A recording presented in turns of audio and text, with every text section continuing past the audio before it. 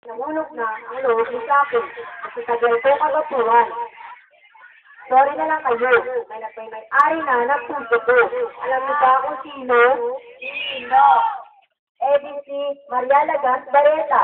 Hehehe, basta siya eh. May kwento ako sa inyo.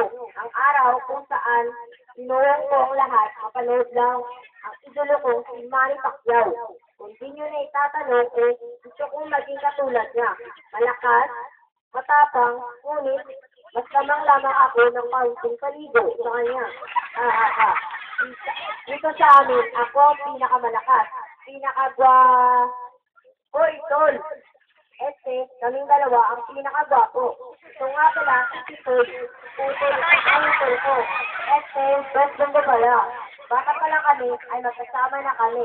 Natatandaan ko pa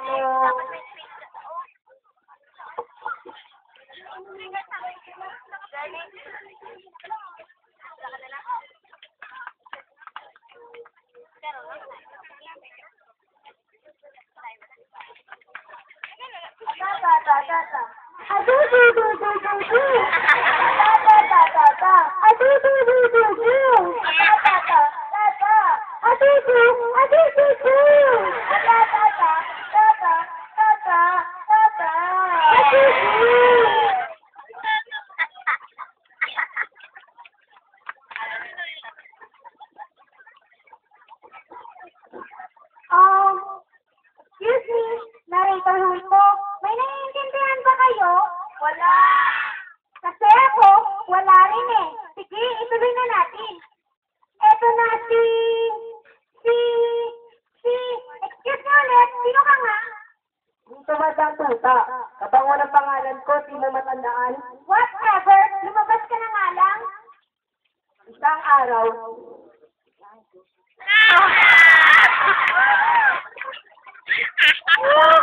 nagpagtaan ko may laban pala si Manny Pacquiao. Dahil maliit lamang ang aming tubig. Hoy, TV, ano yun? Sakit? Whatever. Dahil sa liit ng aming TV, ay ginusto ko pumunta sa bayan. Hindi pa ako nakapunta sa bayan. Kung kaya, magpapasama ako kay best friend si Tol. Tol, pumunta tayo sa bayan. Gusto kong manonood ng laban ni Idol Manny. Sigurado ka, Tol, hindi ka pa nakapunta doon, baka may mangyari sa atin. Hindi pa rin ako nakapunta doon. Andyan ka naman eh. Kapag kasama kita, pakiramdam ko, ligtas ako. Alam mo, ganyan din ang nararamdaman ko. Alam mo namang mahal na mahal kita eh. Sabi kita, Tol.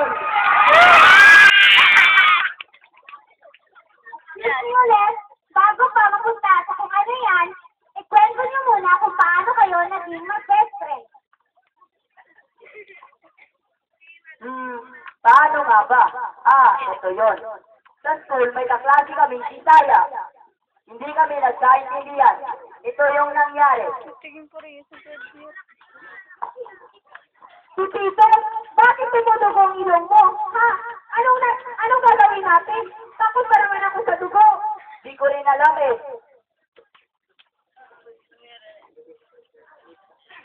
Vic, tanga ka ba lang?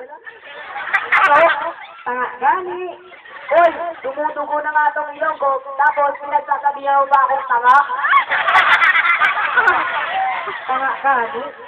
Tanga ka. Parang dulang dugo, hindi ka? Ay, ako pa.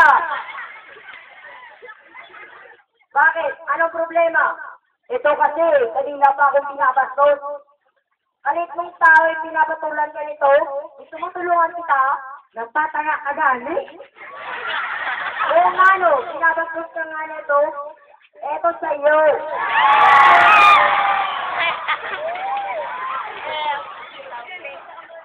Ano nangyayari dito? Si Tito? Dito?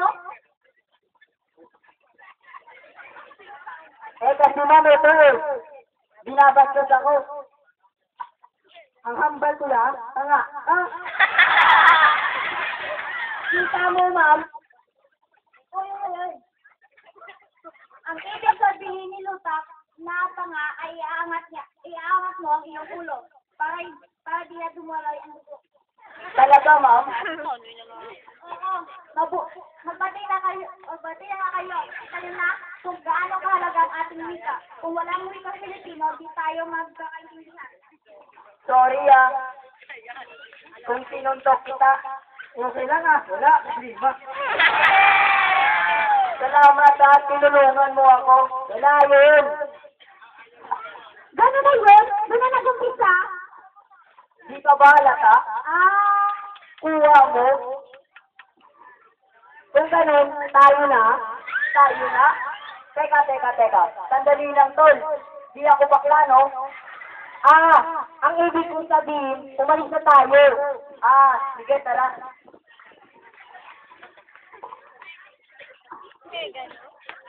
Ako na nga ang magsasalaysay habang papunta sa bayan, may tulubing nakaabang sa daan.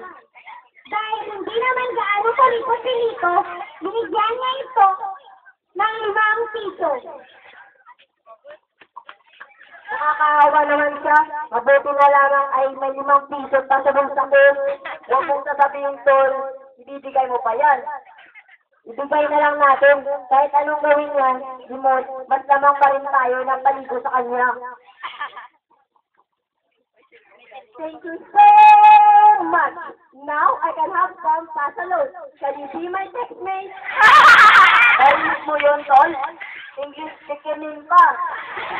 Sabi, ako na 3 taon sa grade 1, di pa rin makapagsalita ng English. Huwag kang mag-alala, tol. May bukas pa. Akalain niyo yun, may mga bulubi rin palang imported. O siya, habang naglalakad ng dalawa, ay may nakabanggaan silang kana. Ito ang nangyari. Oo. Hindi. Oo. Hindi. Oo.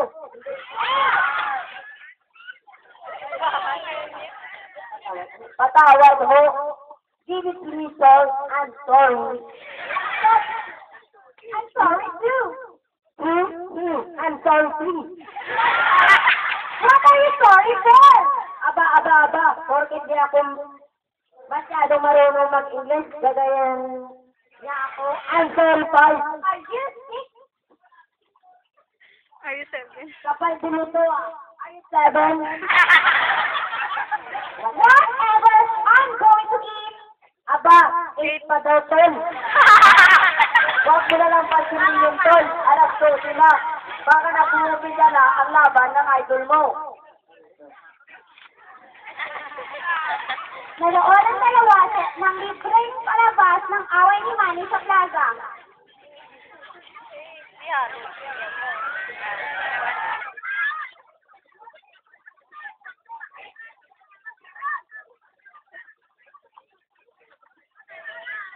Let's get ready to rumble!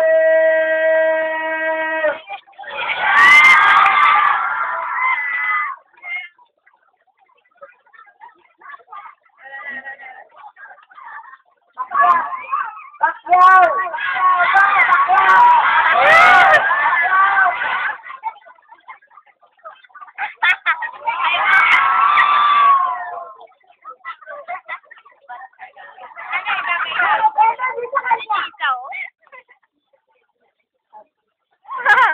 So, Man, ngayon nanalo ka na.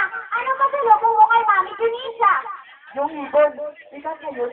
Anong ibon, Mami? Philippine Eagle, parrot, anong color? Yung ibon nga, yung makeup, lipstick, pati na yung